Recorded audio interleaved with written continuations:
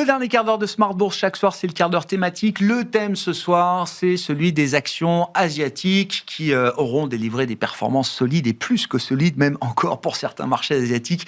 Cette année, nous en parlons avec Sébastien Djaoui, gérant actions asiatiques, bien sûr, à la financière de l'Échiquier. Bonsoir Sébastien.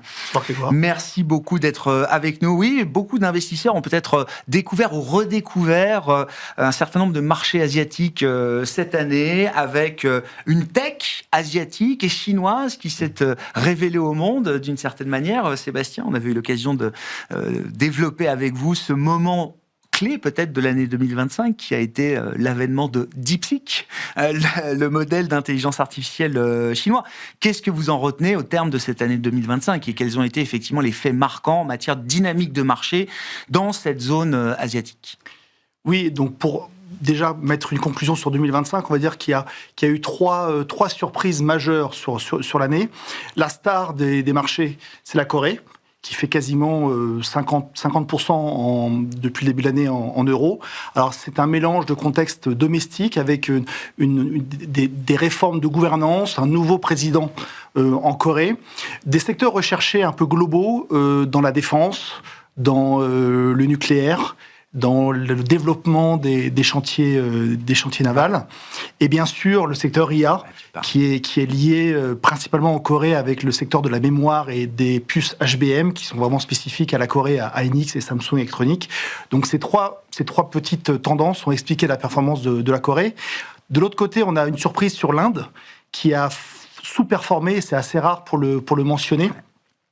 Globalement, c'est un marché qui n'est déjà pas exposé sur l'IA, globalement, un marché très domestique, où les étrangers... Peut-être qu'il souffrira de l'IA... Qui souffrira de l'IA si... Avec le poids de l'IT et des services IT en Inde. Exactement, qui va sûrement dans les fameux gagnants-perdants qu'on attend de voir dans l'IA, qui risque de souffrir. Mais après, d'un point de vue boursier, en fonction de ce qu'on attend pour 2026, est-ce que ça ne sera pas peut-être une zone un peu de refuge pour se prémunir d'une correction sur l'IA.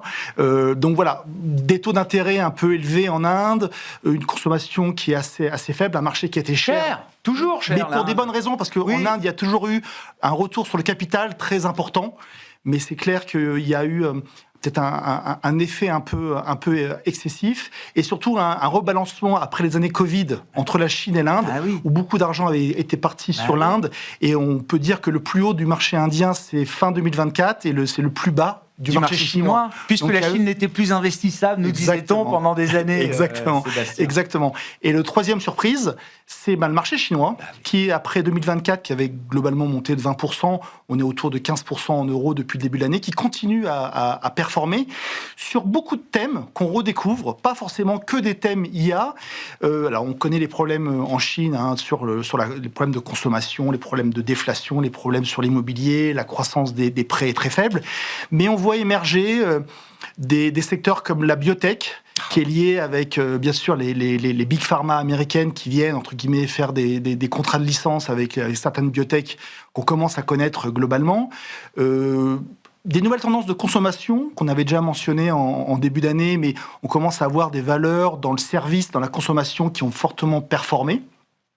Le cycle propre à la Chine IA, pour bien sûr les exportations, mais aussi ce qui se passe localement. Donc voilà les trois faits majeurs de l'année qui sont à noter sur la zone Asie. On va parler de l'IA, mais sur la biotech chinoise, parce que c'est un des grands articles du moment dans le Financial Times. Est-ce que le prochain blockbuster médicament, j'entends, dans la santé, ne sera pas chinois? J'attends le moment où la Chine va délivrer un véritable blockbuster médicament au monde. Enfin, DeepSeek a été une révélation que l'IA chinoise était à la hauteur. Il y aura une révélation demain que la santé et que la biotech chinoise étaient à la hauteur. Exactement, on attend. Il y a vraiment 3-4 valeurs biotech qui, encore une fois, qui développent rapidement le process de développement. Il y aura un moment DeepSeek dans la biotech chinoise. Alors là, le secteur a fortement performé. Et puis, c'est un secteur qui ne se valorise pas de la même façon que le reste du marché. C'est vraiment particulier. Bon, quelle est la différence entre le cycle d'intelligence artificielle en Asie et en Chine, notamment peut-être spécifiquement, Sébastien, et le cycle d'IA aux États-Unis, alors qu'on décrit jour après jour, heure après heure, tellement les annonces vont vite et tellement le news flow est important. Il est peut-être un peu plus lointain de nous, évidemment, quand on regarde la Chine, mais quelles sont les différences majeures qu'on peut constater aujourd'hui? Juste pour rappeler, ChatGPT, c'est novembre 2022. Oui. DeepSeek, c'est janvier 2025. Oui. Donc déjà, il y a 2 ans d'écart entre le développement. Le montant des CAPEX, ces fameux CAPEX des hyperscalers chinois et d'un côté des hyperscalers américains, on est globalement sur 2026 entre 80 et 100 milliards de dollars dépensés entre Baidu, Tencent, Alibaba, DeepSeek, ByteDance, la maison mère de de TikTok. Et côté américain, on est globalement entre 500 et 600 milliards de dépensés. Donc, le développement est complètement différent. On aime bien dire aussi qu'en Chine, ils n'ont peut-être pas les dernières puces, mais ils ont l'électricité. Pas cher. Power is free, nous dit Jensen Huang. Alors que globalement, aux États-Unis, c'est peut-être l'inverse. Ils ont les dernières puces et ils ont peut-être un problème de coût d'énergie. Mais dans le même temps, ils développent aussi en Chine leur langage, leur LLM. Toutes les grandes sociétés ont, comme j'ai signalé, Baidu, ByteDance, Tencent, Alibaba développent leur LLM, donc consomment de la chips. On commence aussi à avoir, dû de cette contrainte d'accès à la dernière chips, entre guillemets, à Nvidia en Chine, le développement local des puces, alors qui sont bien sûr en arrière en termes technologiques et de performance, mais on commence à voir de plus en plus de fabricants de chips domestiques qui viennent. Il y a vraiment un thème de localisation de la puce au sens large. Et la dernière chose qui est peut-être à noter, c'est peut-être une volonté de la Chine de venir implémenter l'IA beaucoup plus rapidement dans le quotidien des Chinois, tant en termes de corporate ou en termes de consommateurs. Et on voit les humanoïdes, les voitures autonomes, la medtech. L'IA physique, déjà une réalité là-bas. Tous les softwares, vraiment les agents. Donc, il y a peut-être un retard, entre guillemets, d'investissement, peut-être une performance qui n'est peut-être pas au même niveau, mais une implémentation dans le quotidien. Il y a une capacité à diffuser l'IA beaucoup plus forte, beaucoup plus puissante. C'est ce qu'on commence à voir, encore une fois, dans beaucoup de secteurs. Pour ce début 2026, c'est un peu le... Sur le cycle de CAPEX, vous dites que les montants soient moins importants en Chine, c'est lié au décalage, justement, de ces 2 ans entre l'émergence d'un modèle phare comme ChatGPT et celui d'un modèle comme DeepSeek. Il va y avoir une montée en puissance des CAPEX, ou est-ce que c'est un modèle économique qui va être différent? Ça va être un modèle économique qui va être différent, ça va monter, bien sûr... Encore une fois, la première année, on va dire que 2023 aux États-Unis, on n'était pas à 500 milliards. Non. On va continuer à avoir... On a une contrainte de disponibilité des chips pour entraîner, bien sûr, les data centers liés à l'IA, mais c'est quelque chose, c'est vraiment dans... Alors, les premières conclusions qu'on a dans le 15e plan quinquennal qui a été annoncé au mois d'octobre et qu'on aura les détails en mois de mars l'année prochaine, il est clair que l'innovation et l'indépendance technologiques et sont des points importants pour la Chine. Oui, bien sûr, c'est des points vitaux et cruciaux, même, on peut le dire comme ça. Sur les puces, la guerre des puces, donc ça a été un peu le séisme des derniers jours côté américain, quand on voit que des modèles vedettes aujourd'hui comme Gemini 3 Pro sont entraînés par des ASICs, donc des puces, alors des TPU, des puces, des circuits intégrés à applications spécifiques, ça, c'est ce que veut dire ASIC. Cette nouvelle, cette nouvelle donne dans le secteur des semi-conducteurs, c'est bon pour la chaîne asiatique. Ça peut être un problème si ces puces et ces chaînes sont développées par des groupes américains sur le territoire américain. En fin de compte, ce qui manque à la Chine, c'est bien sûr les puces HBM qui sont en parallèle aux puces GPU ou CPU, enfin globalement pour l'IA, c'est le manque des HBM.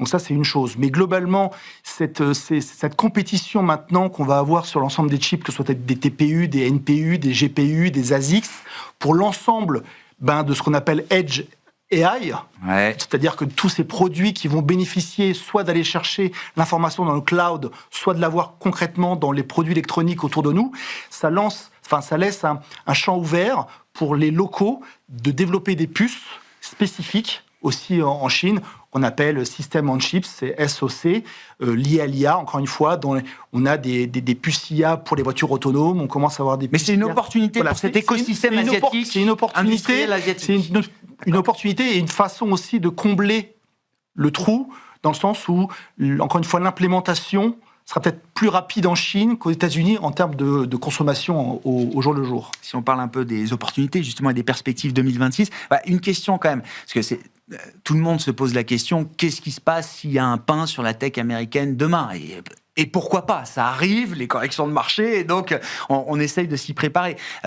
Quel niveau de corrélation il peut y avoir, vous trouvez aujourd'hui, entre la big tech américaine et les stars de la tech en Asie et en Chine ? Est-ce que tout est très corrélé au final, ou est-ce que non, on peut avoir une vraie correction aux États-Unis et un peu plus de protection peut-être dans la tech asiatique ? Alors il est clair que pour 2026, les marchés comme le Japon, la Corée et Taïwan sont très fortement corrélés au marché américain. D'accord. Ça, c'est quelque chose qui est clair.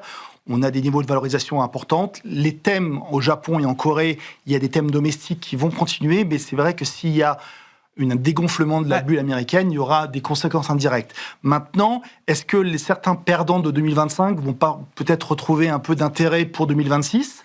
Et comme je le mentionnais, l'Inde. On a parlé de l'Inde. L'Asie du Sud aussi peut être. Il y avait des problèmes politiques domestiques, il y a eu des problèmes sur la devise, il y a des problèmes de budget en Indonésie. Mais encore une fois, on commence à retrouver des niveaux de valorisation intéressantes. Le retour sur capital en Indonésie, c'est best in class dans l'Asie du Sud. Et les fonds globaux sont complètement absents de cette zone. Et donc pour ces raisons-là, on peut anticiper effectivement un peu de rotation On pourrait anticiper une rotation ou une façon aussi de rechercher un peu plus de valeur dans ces marchés. On est prêt à aller le marché peut être prêt à aller chercher ce risque-là. On a commencé à le voir. Parce que garder les tendances actuelles, c'est aussi une manière de se sécuriser d'une certaine manière. On commence à le voir depuis début novembre. On a commencé à avoir un intérêt sur l'Asie du Sud, mais c'est vraiment à la marge. D'accord. Donc l'Inde d'un côté, l'Asie du Sud de l'autre. Et je dirais que finalement, même la Chine peut être aussi défensive et domestique, parce que quand on parle de la Chine, on parle de Hong Kong, mais aussi on parle de Shanghai. Ouais. Et du fait de la structure du marché chinois, il y a une grande partie de la cote qui est liée aussi au domestique. Et donc, ça peut être aussi... Donc, ces trois zones, ces trois marchés sont ceux qui ont la décoration la plus importante avec le marché américain. Et puis, ne pas oublier la dernière chose importante, c'est que les Indiens achètent leur marché. Les Chinois, on dit maintenant « China buy China ». C'est-à-dire que c'est eux qui achètent leur marché, et donc c'est des marchés domestiques assez importants. Ouais. Merci beaucoup Sébastien. Merci pour cet éclairage sur la zone asiatique. Sébastien Djaoui, gérant action asiatique à la Financière Diversifiée, qui était l'invité de ce dernier quart d'heure de Smart Bourse.